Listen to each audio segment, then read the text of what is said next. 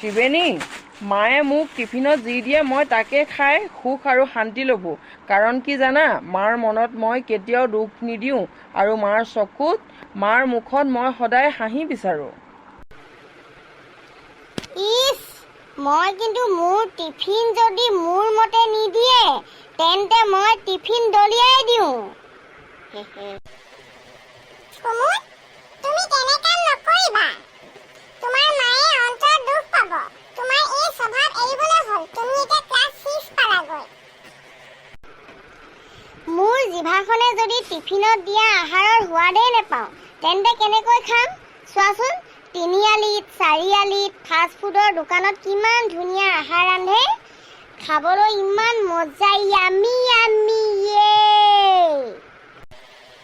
শুনা কুমুদ, সদায় ফাষ্ট ফুডৰ দোকানৰ বস্তু নাখাবা।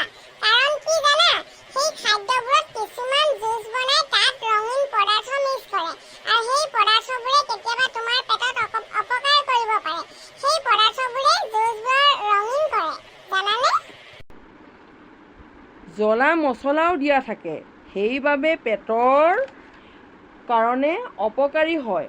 গেছ, পেটৰ বিষ আদি হয়। প্ৰস্ৰাৱ পায়খানা কৰোঁতেও জ্বলা পোৰা কৰে। তোমালোকে ক'লেই হ'বনে? সেইবিলাকেই মোৰ প্ৰিয়। গেছ, পেটৰ বিষ হ'লে ডক্তৰ আছে নহয়, কি চিন্তা কৰিছা হে? কুমুদ, তোমাৰ যদি সদায় সেইবিলাকৰ জুতি লৈ বেমাৰৰ সৃষ্টি হয় তেন্তে তোমাৰ স্কুল ক্ষতি হ'ব। স্কুল ক্ষতি হ'লে তুমি বাকী ছাত্ৰতকৈ পিছ পৰি থাকিবা। তেতিয়া তুমি পৰীক্ষাত সফল হ'ব পাৰিবা জানো? কুমুদ, সদায় যদি তুমি চিকিৎসালয়লৈ যাবলগীয়া হয় তেন্তে তোমাৰ পৰিয়ালৰ মা দেউতা ককাই ভনীৰো কষ্ট হয়, জানানে? তোমাক আমি ভাল পৰামৰ্শহে দিছোঁ, তুমি আমাৰ কথা শুনা।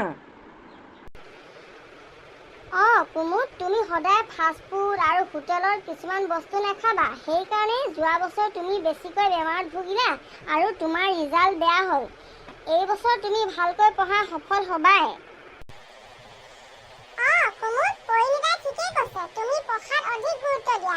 তোমাৰ টিফিনত মায়ে তোমাক যি বস্তু দিয়ে তাকেই খাবা। পৰীক্ষালৈ বেছি দিন নাই। তোমালোকে মোক ঠিকেই কথা কৈছা। মই আজিৰ পৰা মোৰ মায়ে টিফিনত যি বস্তু দিয়ে তাকেই খাম। ফাষ্ট ফুডৰ বস্তু কেতিয়াও নাখাওঁ। এয়া চোৱা, মই কাণত ধৰি শপত খাই কৈছোঁ। আৰু কি জানা, মই যোৱা বছৰ নকল কৰিছিলোঁ। সেয়ে মোৰ বহীত ৰঙা চিয়াহীৰে ছাৰে কিবা লিখি দিলে আৰু মই ফেইল কৰিলোঁ। তোমাৰ লগত নেথাকোঁ দেই। তুমি ইমান বেয়া ল'ৰা। ঘৰত ভালকৈ নপঢ়া কেলেই? ভালকৈ পঢ়িলেহে ক্লাছত উত্তীৰ্ণ হ'ব পাৰিবা। তাক ঘৃণা নকৰিবা। আমি কুমুদক ভাল ল'ৰা হ'বলৈ শিকাব লাগিব। পঢ়ি লিখি তুমি মুখস্থ কৰিবা। কি কৰিম কোৱা? মোক ঘৰত পঢ়াৰ ক্ষেত্ৰত কোনেও সহায় কৰি নিদিয়ে। দেউতাই হাজিৰা কাম কৰি আহি সোনকালে খাই বৈ শুই থাকে। মায়ে পঢ়া শুনা নেজানে। তেতিয়াহ'লে তুমি যিটো বুজি নোপোৱা মহাশয়ক সুধি ল'বা। উত্তৰটো বাৰে বাৰে মুখস্থ কৰি বহীত লিখিবা। তেতিয়াই তুমি পৰীক্ষাত ভালকৈ লিখিব পাৰিবা। তোমালোকে ইমান ভাল, এনে লাগিছে যেন তোমালোক মোৰ ঘৰৰ মানুহে। কুমুদ, পৰিয়ালৰ মানুহৰ দৰে ভাবিবাচোন। কাৰণ কিয় জানানে? বিভিন্ন ঠাইৰ পৰা আমি যেতিয়া ছাত্ৰ-ছাত্ৰীবোৰে স্কুলৰ শ্ৰেণীকোঠাত একেলগে বহি শিক্ষাগুৰুৰ পৰা শিক্ষা গ্ৰহণ কৰোঁ, তেতিয়া পৰিয়ালৰ দৰে লাগে, নহয়নে? তোমালোকে ভাবিছাচোন কথাটো। তুমি ঠিকেই কৈছা ত্ৰিবেণী, তুমি একদম ৰাইট কথা কৈছা। ত্ৰিবেণী, তুমি ৰাইট কথাই কৈছা। কাৰণ চোৱাচোন, আমি যেতিয়া বিভিন্ন ঠাইৰ পৰা স্কুলত যেতিয়া সমবেত হওঁ আৰু ক্লাছৰুমত যেতিয়া সোমাই শিক্ষা গ্ৰহণ কৰোঁ, তেতিয়া আমাক নিজৰ পৰিয়ালৰ দৰে লাগে। আৰু সঁচাকৈ আমিও নিজৰ পৰিয়ালৰ দৰে ইজনে সিজনক ভাবিব লাগে। ইছ ৰাম, আজি এই পিৰিয়ডটো এনেই গ'ল দেই, মহাশয় নাহিলেই। ব'লা আমি বাহিৰলৈ যাওঁ।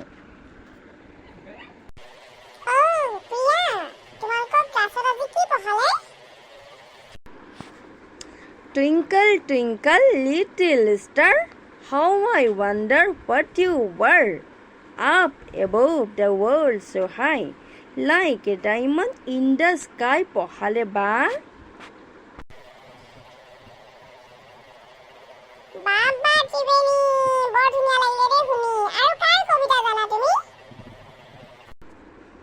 জানো, মই শিশু কবি ৰাজকমল চুতীয়াৰ কবিতা জানো, মুখস্থ আছে মোৰ। মই তোমাক চকলেট দিম, তুমি আবৃত্তি কৰাচোন। কবিতাৰ শিৰোনাম পখিলা, শিশু কবি ৰাজকমল চুতীয়া। নানা ৰঙী পখিলা উৰি উৰি আহা, ফুলনিতে পৰা ফুলৰ মৌ চুহি খোৱা। তোমাক দেখিলে মোৰ ধৰিবৰ মন যায়, তুমিনো উৰি উৰি ক'ৰ পৰা আহা? তুমি ইমান ধুনীয়া, তোমাকনো জন্ম দিলে কোনজন ভগৱানে? Very nice, very nice Priya, তুমি আগলৈ আৰু পাৰিবা। তোমালোকে কথা পাতা দেই, মই বান্ধৱীৰ ওচৰলৈ যাওঁ। তোমালোকে কি কৰি আছা? খুব লেকচাৰ মাৰিছা নহয়নে? নাই মানে পলাশ দা, আমি এনেই কথা পাতি আছিলোঁ। তোমালোকে পৰীক্ষালৈ কেনেদৰে পঢ়িছা? ৰুটিন বনাইছা নাই? যদি নাই বনোৱা শুনা, পুৰা 4:30 বজাত শুই উঠি মুখ হাত ধুই কিতাপৰ টেবুলত বহিবা আৰু যিবোৰ উত্তৰ মুখস্থ নাই সেইবোৰ ক্ৰমান্বয়ে মুখস্থ কৰিবা আৰু আবেলি 4 বজাৰ পৰা 5 বজালৈ আওৰাবা। পলাশ দা, আমি 5 বজাত উঠোহে আৰু আমাৰ ঘৰ স্কুলৰ পৰা বহু দূৰত। 8 বজাত ঘৰৰ পৰা ওলাই আহোঁ। মানে দূৰৰ ল'ৰা-ছোৱালীবোৰে আপোনাৰ মতে ৰুটিন বনালে নহ'ব। আপুনি কোৱাতকৈ আগতে অৰ্থাৎ 3:30 বজাত এলাৰ্ম দি শুই উঠিব লাগিব। তুমি ঠিকেই কৈছা ত্ৰিবেণী, মুঠৰ ওপৰত তোমালোকৰ পূৰ্বৰ পঢ়াৰ টাইমতকৈ অধিক সময় পঢ়িবা। চাবা কিন্তু নকল কৰিবলৈ চেষ্টা নকৰিবা। তোমালোকে লেজাৰ টাইম পাইছাতো, খুব কথা পাতিছা নহয়নে? নাই মানে মহাশয়া, এওঁলোকক পৰীক্ষাত কেনেদৰে পঢ়িব লাগিব তাকহে কৈ আছোঁ। কথা পাতি হ'লনে? কিবা ক'ব নেকি মহাশয়া? মানে তোমালোকৰ কোনে গীত এটা গাই শুনাবা, শুনোৱাচোন, মোৰ বৰ গীত এটা শুনিবলৈ মন গৈছে। ত্ৰিবেণীয়ে গোৱা দেই, মই কিন্তু নেগাওঁ। মহাশয়া, মই যিটো গীত গাম সেই গীতটো নিৰাজিতা কোঁৱৰ চুতীয়া বাইদেউৰ কবিতা পুথি এজাক ধুমুহাৰ দৰে পুথিৰ অন্তৰ্গত। কিন্তু তেওঁ উক্ত কবিতাটো সুৰ দি গীতলৈ পৰিৱৰ্তন কৰিলে। উক্ত গীতটো শিশুসকলৰ প্ৰতিচ্ছবি দাঙি ধৰিছে।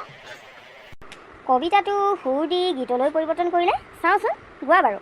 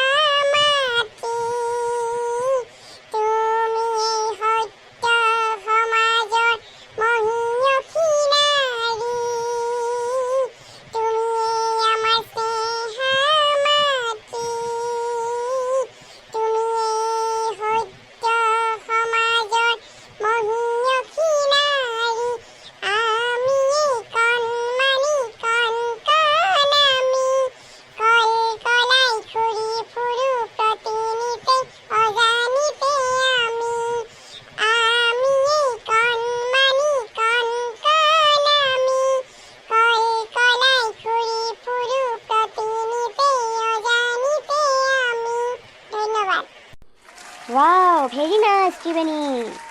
সঁচাকৈয়ে গীতটো তোমালোকক লৈ সহজ সৰল কথাৰে লিখি শেষত গীতিকাৰগৰাকীয়ে মাতৃৰ সন্তানৰ প্ৰতি থকা মৰম ভালপোৱা প্ৰকাশ কৰিছে। পুনৰ মাতৃগৰাকীয়ে এগৰাকী মৰমীয়াল আৰু সত্য সমাজৰ মহিয়সী নাৰী বুলি মনৰ অনুভৱ প্ৰকাশ কৰিছে। বুজিলানে তোমালোকে? হয় মহাশয়া। তোমালোকৰ পৰীক্ষা ওচৰ চাপি আহিছে। পূৰ্বতে খেলাৰ সময়তকৈ কম সময় নিজকে খেলা ধূলাত ব্যস্ত কৰিবা। লগতে পূৰ্বতে যদি 2 ঘণ্টা পঢ়িছিলা কিন্তু বৰ্তমান 4 ঘণ্টা পঢ়িবা। প্ৰতিটো বিষয়ৰ লেচনসমূহৰ অনুশীলনী চোৱাৰ উপৰিও তোমালোকে লেচনটো পঢ়ি মাজৰ প্ৰশ্ন প্ৰস্তুত কৰি উত্তৰ উলিয়াই পঢ়িবা। হ'ব মহাশয়া। কুমুদ, যোৱা বছৰ যি ভুল কৰিলা এইবছৰ নকৰিবা। নকৰোঁ মহাশয়া। মহাশয়া, মোক লগৰ ত্ৰিবেণী, ত্ৰিনয়ন, পৰিণীতাহঁতে বুজাই দিলে। মই আৰু নকল নকৰোঁ মহাশয়া। মই আগতকৈ ভালকৈ পঢ়িম আৰু ভাল ৰিজাল্ট কৰিবলৈ চেষ্টা কৰিম। মই বহুত বেয়া ল'ৰা আছিলোঁ মহাশয়া।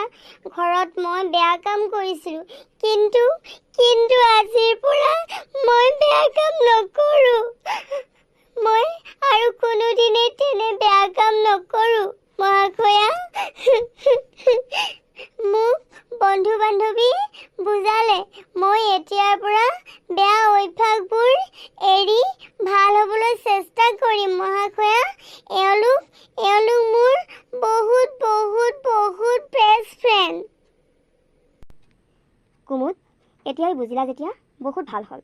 তোমালোকে জানানে, সংগে বা বন্ধু বান্ধৱীয়ে মানুহক পৃথিৱীৰ সুউচ্চ পৰ্বত বগাব পাৰে আৰু তললৈও আনিব পাৰে। ভাল বন্ধু বান্ধৱীয়ে সদায় বিপদত সহায় কৰে তেওঁলোকৰ ভাল বিবেকৰ ভাল চিন্তাধাৰাৰ পৰা। আৰু বেয়া বন্ধু বান্ধৱীয়ে তোমাক তোমাৰ হিংসাত জ্বলি পুৰি তোমাক শেষ কৰিবলৈ চেষ্টা কৰিব, সমাজত তোমাক কলংক সানিবলৈ চেষ্টা কৰিব। গতিকে তোমালোকে সদায় সাৱধান হ'ব লাগিব। প্ৰত্যেক মানুহৰ মাজত 2জন ব্যক্তি লুকাই থাকে। অৰ্থাৎ মই ক'ব বিচাৰিছোঁ সেয়া হৈছে তোমাৰ মন আৰু হৃদয়। তোমাৰ মনটোৱে ক'ব মই তামোল গছত উঠোঁ, কিন্তু তোমালোকৰ শৰীৰত থকা হৃদয়ৰ সেই ঐশ্বৰিক শক্তিয়ে ক'ব নাই মই নুঠোঁ। কিন্তু পুনৰ মনটোৱে ক'ব মই তামোল গছত উঠিমেই, পাৰিম। কিন্তু তোমাক তেতিয়া হৃদয়ত লুকাই থকা ঐশ্বৰিক শক্তিয়ে পুনৰ ক'ব তোমাৰ যদি ভয় লাগিছে তেতিয়াহ'লে তুমি ভৰিৰ সৰু গাঁঠিৰ তলত 2 ভৰি সংযোগ কৰি এখন কপাহী গামোচা বান্ধি লোৱা। তেতিয়া ভয়ৰ কাৰণ নাই। তেতিয়া মনটোৱে ক'ব হয় দেই, মই এতিয়া সফল হ'ম মোৰ কাৰ্যত। গতিকে সকলোৱে শৰীৰত এই 2টা বিচাৰ কৰিব পৰা ক্ষমতা থাকে, মাত্ৰ তোমালোকে প্ৰয়োগ কৰাৰ ওপৰত নিৰ্ভৰ কৰে। তোমালোকে যেনেদৰে এই পৃথিৱীত অতিথি হৈ আহিছা তেনেদৰেই জীয়াই থাকিবলৈ ভগৱানে তোমালোকক সকলো শক্তি প্ৰদান কৰিছে। নিজৰ বুদ্ধি, চিন্তাধাৰা, মানৱীয়তা, গুণৰ ধাৰা তোমালোকে নিজকে সমাজত ভাল মানুহ হিচাপে স্বীকৃতি দিবলৈ চেষ্টা কৰা। এয়াই তোমালোকক মোৰ মন আৰু হৃদয়ত থকা আত্মাৰ পৰা আহ্বান। হ'ব মহাশয়া, আপোনাৰ আহ্বান আমি আশীৰ্বাদ ৰূপে গ্ৰহণ কৰিছোঁ। বেল মাৰিলে। যোৱা তোমালোকে ক্লাছৰুমলৈ যোৱা। নিৰাজিতা বাইদেউৰ বেষ্ট ফ্ৰেণ্ড কাৰ্টুন চাই কেনে লাগিল? যদি ভাল লাগিল লাইক, কমেণ্ট, শ্বেয়াৰ, ছাবস্ক্ৰাইব কৰিবলৈ নাপাহৰিব।